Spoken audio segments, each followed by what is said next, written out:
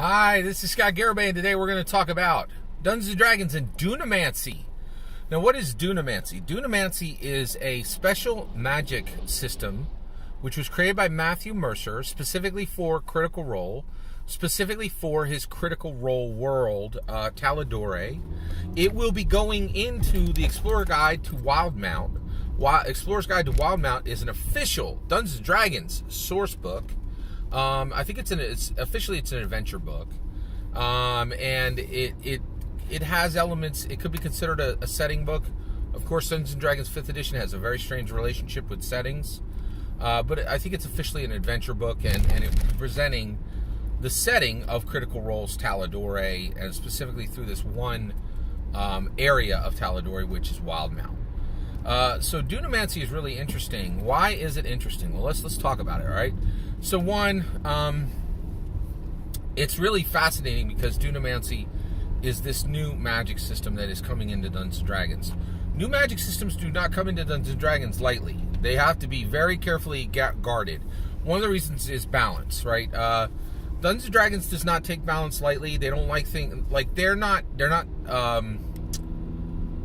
slaves to balance, right? They don't feel like their hands are tied by the issue of balance. They are willing to let things get a little bit crazy, but overall they don't ignore balance, right? They don't want to create a specific build where you've reached a point where it doesn't make sense to build anything else other than this race, air quotes heritage, air quotes lineage, air quotes ancestry, whatever the name is going to be in 6th edition.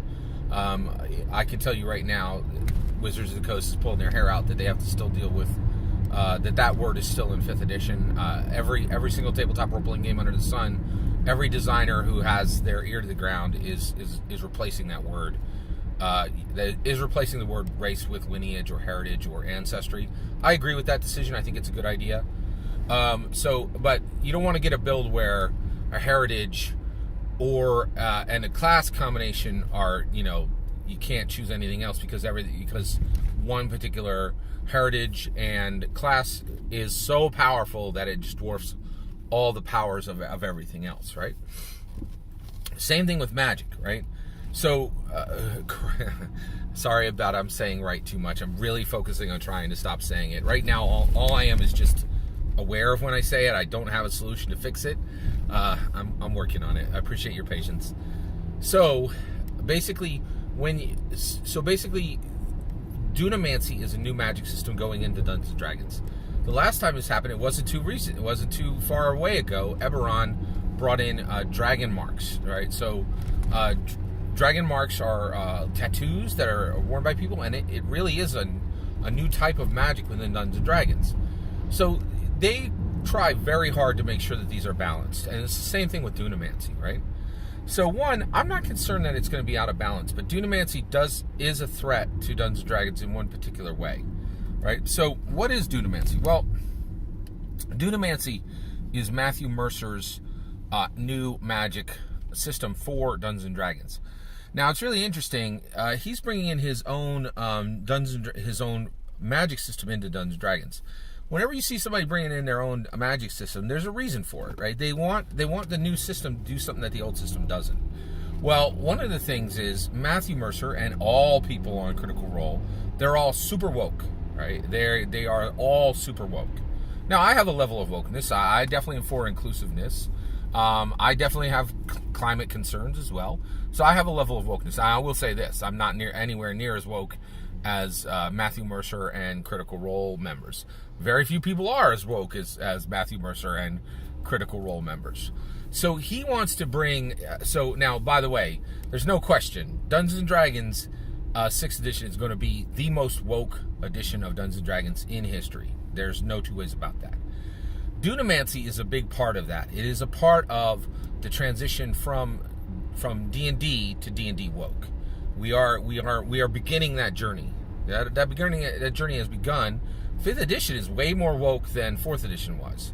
Actually, it's arguable every single edition of Dungeons & Dragons is more woke than the last. There's no question of that. There has been progress with every single edition.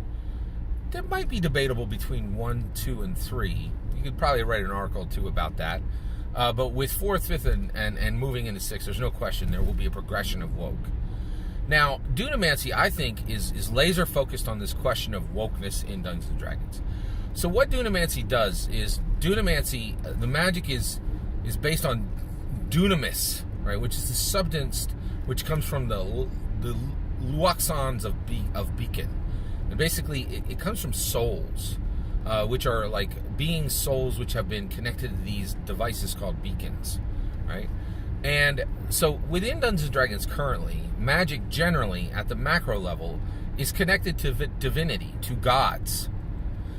Dunamancy is disconnecting magic from gods. In Dunamancy, magic is connected to time and to gravity, okay?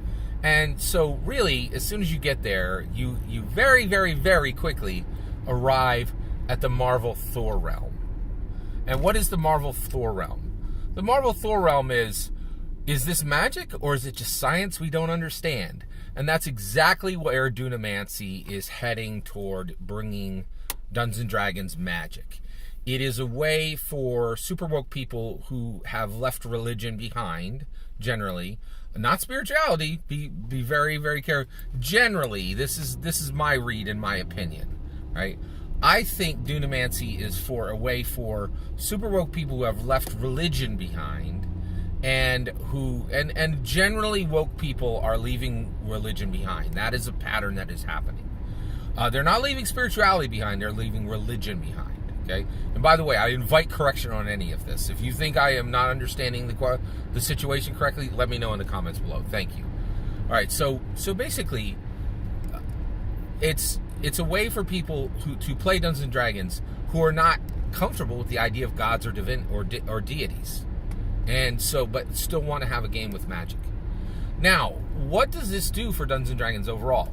Well, it absolutely offers a bright opportunity, right? That opportunity would be that the world wants Dungeons and Dragons magic without religion, right? Without the idea of magic being connected to a god, right?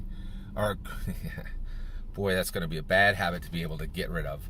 And I'm so hyper aware of it now because I constantly am reminded by people in the comments. I apologize. I'm really still working on this issue where I say right. So you have this issue. It's like I swear every time I say it now, it's like I'm getting hit from the side, like by a linebacker or something. So at this point, you have this issue where you're bringing this new magic system to Dungeons and Dragons, and this magic system will deconnect magic from divinity, from the divine, okay, from deities, okay. And it will just connect it to a natural source. So magic really won't be magic. It'll just be unknown science. It will no longer be supernatural. It will just be natural. Now, there's a huge market for this. There is a market for this. There are people who are like, yeah, that's cool. All right, I'm down with that, right? Like, you know, I don't go to church on Sundays. I'm ready for this. Let's do it, right? There's no question there's going to be a market for it. The question is magic that is based on divinity, is magic that is connected to God, is that a load-bearing tradition? And when you remove it, the structure falls. We don't know the answer to that. It's a little bit, you know. Now, right now, the structure of Dungeons & Dragons is not going to fall immediately because we brought in Matthew Mercer's Dunamancy. That it's not gonna fail immediately.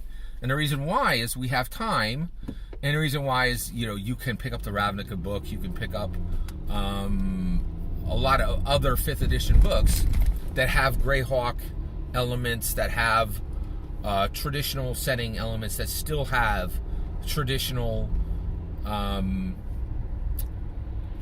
magic bases. Clerics that have that are getting their spells from a divine source, right? And even arcana that is from a supernatural source, not from a completely natural source, right? So you have, oh man, that right thing. So like, I apologize. I can't get this out of my head now. I just had an avalanche of people in the comments telling me to stop saying right, and I just can't. I'm so aware of it now. It's just in my head and it's stuck, and I apologize. So So basically, you're dealing with this issue where you are having this overall structure where Dunamancy is coming in, and it's trying to replace supernatural magic with natural magic. So the question is, there's no question, there's a market for this. There are people who don't like the idea of gods in their game. There's no question of that. People who sleep in on Sundays, like that's your market. The question is this a load-bearing tradition? We don't know the answer to that yet right now. And so you are pulling a string that you don't know how much of the cardigan is really held together by that string. And there could be some risk there. And I wouldn't bring it up, but there's some very, very important IPs that have started to pull the threads out of their very carefully knitted tapestry of foundation, like Star Wars, and are finding out, oh, wait, that was a load-bearing tradition. And it's challenging. It's really, really challenging. So I am excited for Explorer Guide to Wildemount. I will absolutely buy this book. I'm going to read every word of Dunamancy and see what's there. But I do have concerns that this might be the beginning of toppling a tradition that may be a load-bearing tradition. It'd be very, very interesting to see. That is my opinion. I'd love to hear your opinion on what Dunamancy is. Is it the first pickaxe chip away at what may be a load-bearing tradition, or is the bringing in of Dunamancy, is it of no consequence, and magic connected to divinity, magic connected to a god, magic being connected to supernatural rather than the completely natural is not, it's not super important that it's connected to all those things. I'd really love to hear what you have to say. Let me know in the comments below. Please consider liking and subscribing, and have a wonderful millennium.